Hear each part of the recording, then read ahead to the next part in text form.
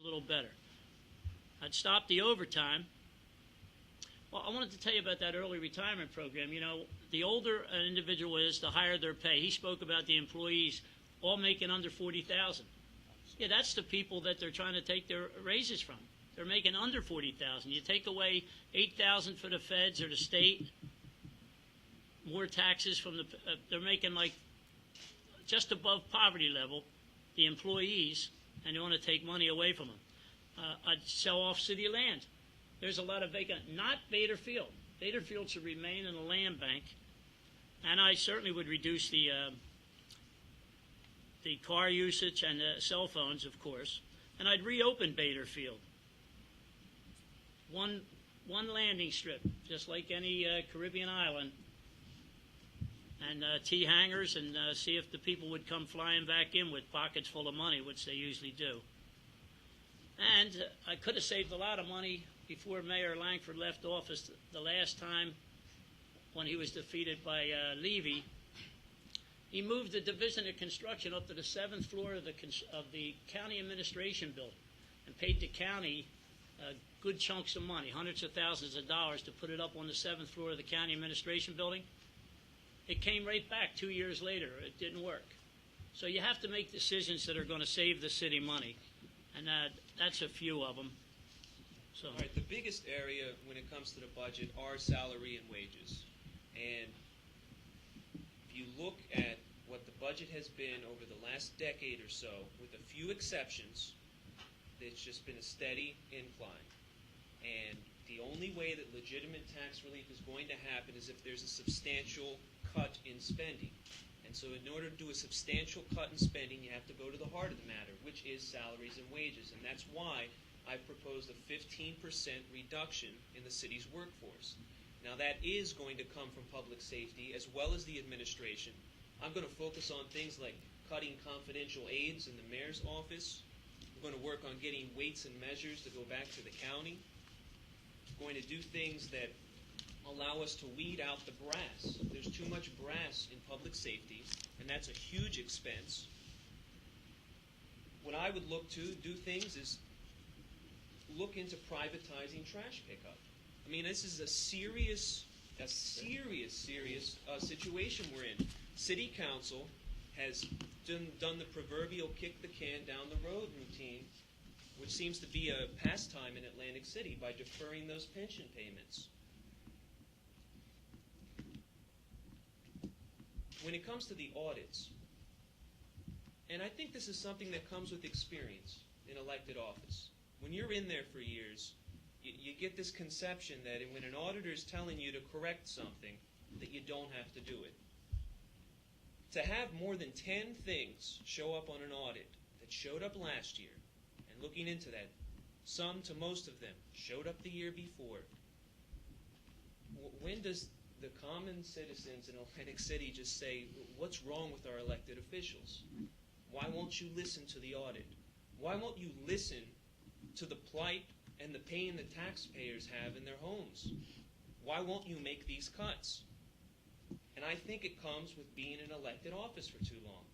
I mean, you look at Mr. Mayor, you look at Mr. Mason, they've been in there for years. I haven't seen any of these budget reductions that Mr. Mason's talking about take place while he's been in elected office. I'd say another area to make cuts is when it comes to bringing in consultants and people to help with specialized work. Well, rather than paying back campaign donors who are from areas like Teaneck, I would look to local firms that have not given me campaign contributions, that offer the best services at the best prices. A lot of the specialized services and consulting are inflated prices because they're paying back the money that was given to these campaigns. And if you follow my administration when I'm elected, you'll see that you cannot draw a line from the people on my elect form to the people getting contracts with the city. It's going to be all about merit under a Kurtz administration, because I don't have the elected experience, which I believe hinders and does not help elected officials in Atlantic City. Last point, when it comes to fees and bringing in revenues, the track record in Atlantic City has been that when a new rateable comes online, our elected officials find new ways to spend money, new things that are urgent and emergencies that we have to spend it now. We have to spend all this money coming in. And it's for that reason why I don't think bringing new ratables in is the answer. Cutting spending is the answer to taxes. I don't think a trust fund is an answer. Because if you look at any trust fund that government has managed, for the most part, Social Security, the Transportation Trust Fund at the state level, the Unemployment Trust Fund, it's the nature of elected officials and government to just, we'll borrow a little bit to kind of get by. We'll borrow a little bit here to get by. We need less of the common government thinking, and we need some common sense work to get in there, people that will listen to audits, that will not increase meters, parking meters, at a time when we're trying to convince people to come in and shop.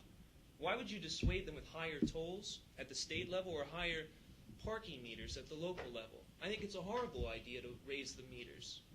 We need less fees, less regulations, less spending, which will create lower taxes and an atmosphere and an environment where both the small merchants on Atlantic Avenue as well as the larger merchants at the Walk and casinos will all benefit.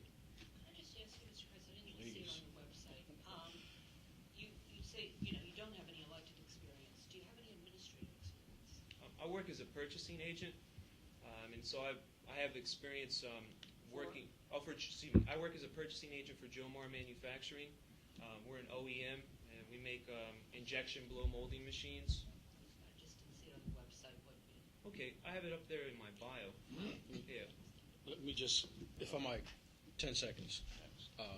It's difficult for me to try to get my arms around a concept that says don't bring in ratables, don't increase fees, don't do anything on the revenue side to increase revenues, but at the same time, on the expense side, just lay everybody off. Doesn't make sense to me. He wants to send weights and measures back to the county. That's where it is now, in case you didn't know. Aides in the mayor's office, currently I have 1 secretary and 2 aides, including myself, 4 people in the mayor's office. That's the fewest number of people in the mayor's office, fewer than Jim Whalen, fewer than Scott Evans, fewer than Bob Levy. Mr. Mason talked about how he was able to reduce the budget, $9 million one year, $8 million another year, $7.5 million the next year. I applaud Mr. Mason. If he wants to take credit for that, he can have it. The only thing that really matters is that we got it done. I did it, but if he wants to take the credit, he can have it. Let me just give you the record. When I took office in 2001, actually January 1st, 2002, we had more than 1,900 city employees. When I left 4 years later through attrition, there were fewer than 1,600. Thank you, Joe, for giving me kudos with respect to the early out retirement. Yeah. What he's proposing, he wants to do, is exactly what we did. Selling vacant land, we're in the process of doing that right now. And reducing the car usage, we put a program in place that restricted the use of those cars, and we just recently had an auction where every director had to give up at least 1 car from their pool. We have 10 fewer cars in the city this week as opposed to 2 weeks ago. So the things that Mr. Polillo was saying he wants to do are things that we've already done. Mr. Kurtz, that's a whole nother story. With all due respect, and Carl, I'm so glad you asked about his experience. His youth and immaturity, I think, speaks to his naivety. The realization is you have to find a way to increase your revenues on the one hand and at the same time minimize your expenses on the other. I would continue those policies and specifics, and I would implement the audits. So I don't want to be in your editorial again saying that I don't offer specifics, because over the years I've offered many specific things to do. A lot of the ideas adopted by the city did come from my verbiage, from things I've said. Speak out, the city grabs a couple ideas, does 1 or 2, but I do all my ideas. A couple of things is about the employees. It's true, attrition works. When someone is deceased or moves on to another job, you don't fill that job. If there's a hiring freeze, you stay with the hiring freeze. And he's a purchasing agent, we need central purchasing. We can't have every office in City Hall all out there buying their own stuff.